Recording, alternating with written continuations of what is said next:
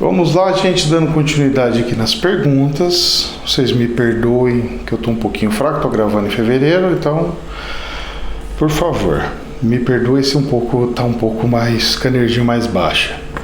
Professor, ter dúvida é pecado?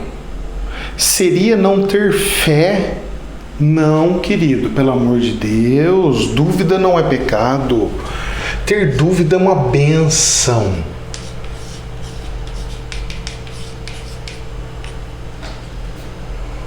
Ter dúvida, vamos lá. A pessoa pegou e perguntou pecado, se seria falta de fé. Não, gente, vamos lá. Primeira situação, vamos lá. Nós conseguimos ter firmeza nas coisas, nas decisões, nas atitudes, no dia a dia. Quando nós conseguimos ter firmeza nas coisas? Quando nós temos domínio. Quando você tem domínio, a dúvida diminui.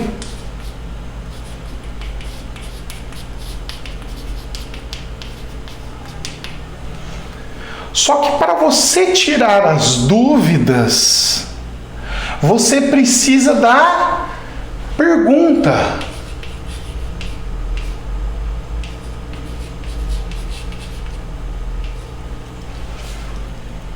E uma pergunta, ela é baseada em uma dúvida. Então, o que acontece? Eu preciso ter dúvida para fazer uma pergunta. Então, eu preciso ter dúvida para fazer uma pergunta e sanar a dúvida, ou criar outras dúvidas e gerar o domínio de tempo. Então, meus queridos, eu vou falar uma coisa para você. Presta atenção.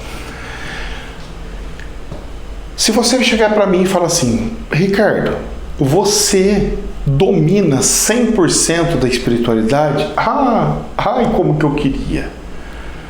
Professor, qual que é o nível de domínio da espiritualidade que o senhor tem? Eu vou falar para vocês do fundo do coração que eu acho que eu tenho hoje em torno de uns 10% de domínio do espiritual. Professor, mas se você não tem domínio completo do espiritual, então você tem dúvida? Então você tem fé? Não tem fé?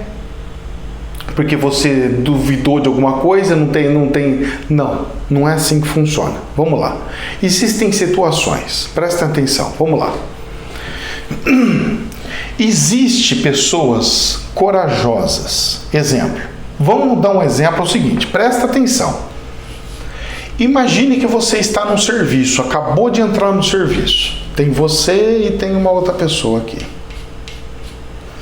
Os dois não sabem nada do que tem que fazer, aonde vai trabalhar.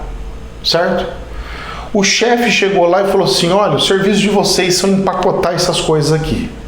Aí um olha para o outro e fala assim, você sabe o que tem que fazer? Não, eu não sei. Você sabe como é que tem que empacotar? Não, eu não sei. Você sabe o que tem que fazer? Também não sei. Vamos copiar dos outros. Não é isso que as pessoas falam? Vamos copiar dos outros. Mas sei lá. A pessoa pega e vai lá, chega o chefe e fala assim, o que vocês estão fazendo? Estou empacotando. O senhor falou que era para empacotar. Mas pelo amor de Deus, não era assim para fazer, não sei o que lá.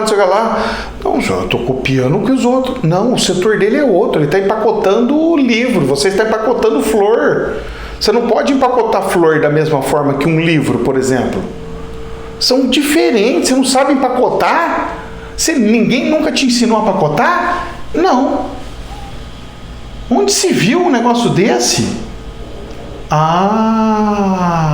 Olha só a situação. Beleza. Viram só a situação? Muito bem. Ninguém falou nada, ninguém explicou nada, ninguém passou nada. Ou seja, não tinha um domínio. E também não tinha pergunta.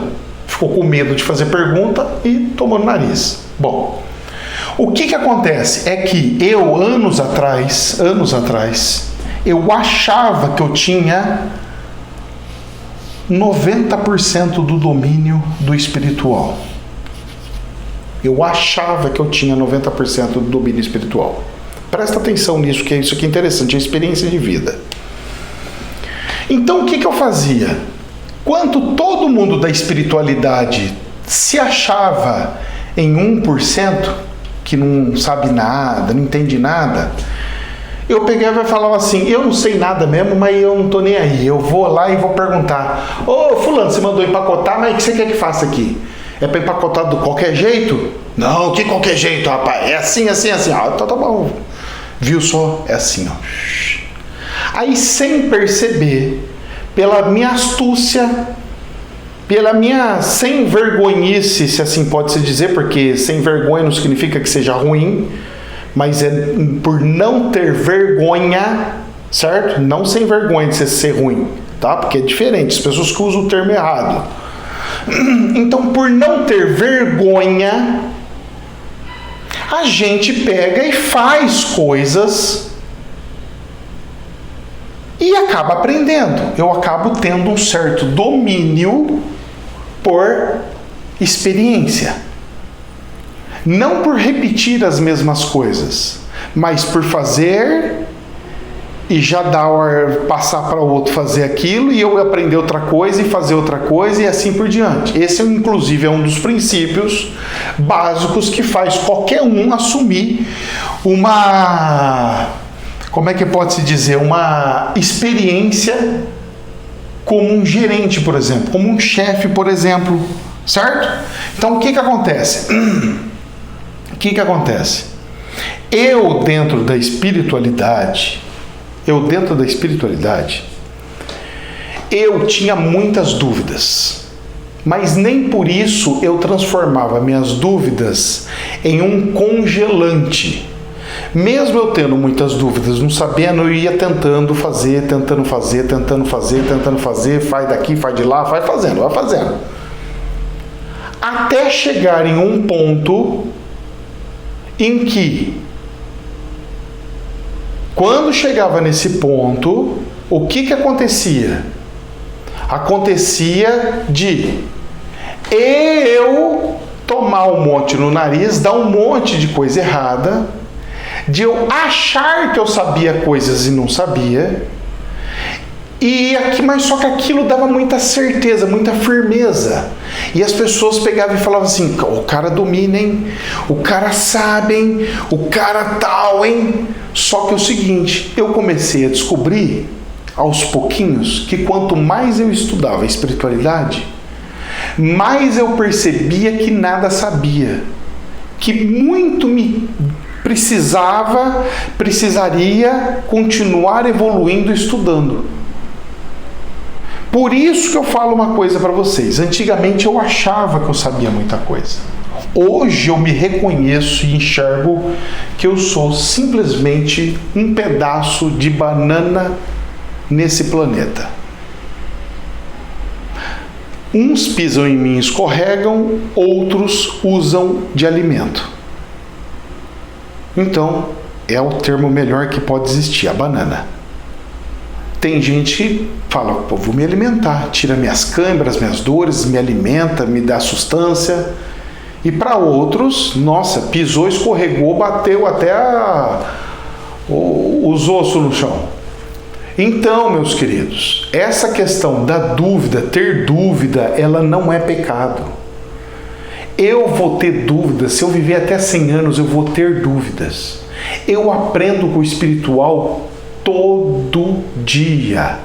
Eu vejo espíritos que eu não via sempre, não digo todo dia, mas de tempo em tempo me aparece um espírito que não existia e depois começa a aparecer que eu não sabia que existia. Aparece um tipo diferente, aparece uma situação diferente, aparece um aprendizado novo. Olha, eu vou falar uma coisa para vocês. Eu acho que o espiritual deixou eu todo baleado, arrebentado no negócio do Coronguinha, em fevereiro. Por quê?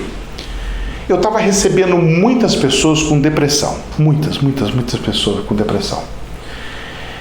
E eu, por não entender a depressão, por ser uma pessoa muito animada, muito agitada, muito assim, eu sou muito assim, não gosto de ficar parado, eu gosto de fazer coisas, andar, girar, tal. eu não dava a verdadeira potência e o tamanho do problema, porque eu não vivenciei esse problema. Olha só que interessante. Presta atenção. Vou repetir. Eu estava com problema, as pessoas estavam me procurando com problema de depressão. E como eu não sabia, eu não tinha noção. Aí me veio esse coronguinha, me derrubou 10 dias de cama. Cara, eu não queria sair da cama. Eu já estava querendo até ir embora do planeta. Eu falei, eu quero ir embora do planeta, Deus, eu já acabei tudo, deixa eu ir embora, não sei o que lá. Tamanho é o problema na cabeça que dá. Mas professor, é problema? Claro que é um problema, porque isso não é normal. Se não é normal, é um problema.